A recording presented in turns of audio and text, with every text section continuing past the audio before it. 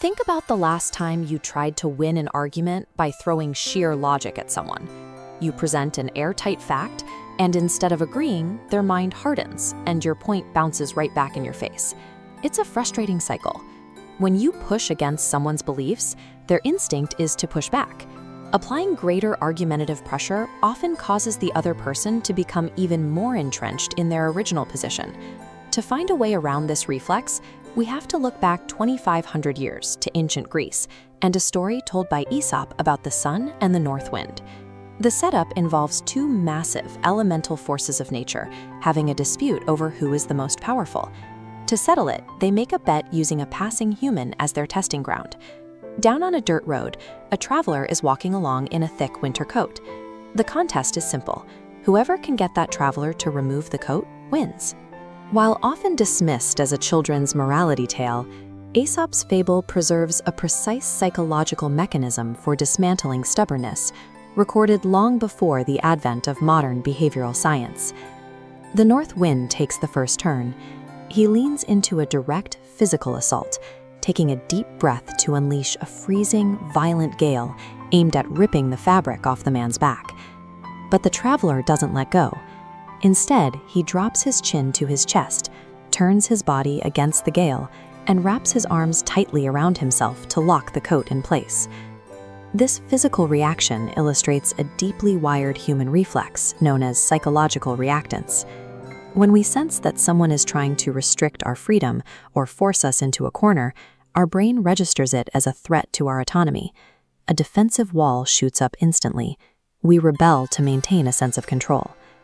In a modern argument, that heavy winter coat represents your opponent's political worldview or a deeply held habit.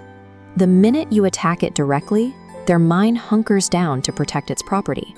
This creates a trap. The north wind blows harder, and the traveler just grips the coat tighter. Every ounce of pressure you apply is met with equal resistance, doubling the thickness of the barrier you're trying to break through.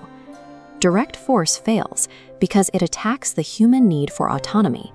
The target stops evaluating the argument and enters a defensive survival state. Eventually, the wind gives up. The storm clears, and the sun takes its turn.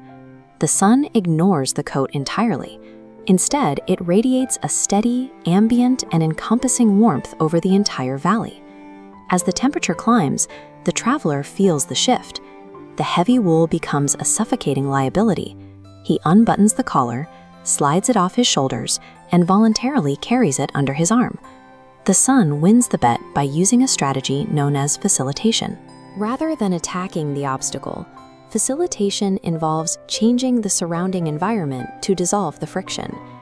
You make the desired change the most logical and comfortable choice available. This approach preserves the traveler's autonomy. Because no one is forcing his hand, he removes the coat because it suits his own needs. The choice feels entirely self-directed. Influence is achieved when you engineer an environment where the other person willingly persuades themselves. Society often categorizes gentleness as a form of passivity or weakness. Aesop's contest suggests the opposite, that warmth is the more effective tool for changing a person's direction. Brute force tactics carry a long-term toxicity. Even when coercion successfully forces temporary compliance, it breeds resentment. Direct pressure makes people retreat, ensuring they will be even more resistant the next time you meet. In your next conflict with a colleague or a child, identify their metaphorical coat, the thing they are desperately clinging to, and stop blowing cold air at it. Instead, lower the emotional temperature of the room, radiate empathy, and listen to their concerns until their internal threat response begins to neutralize.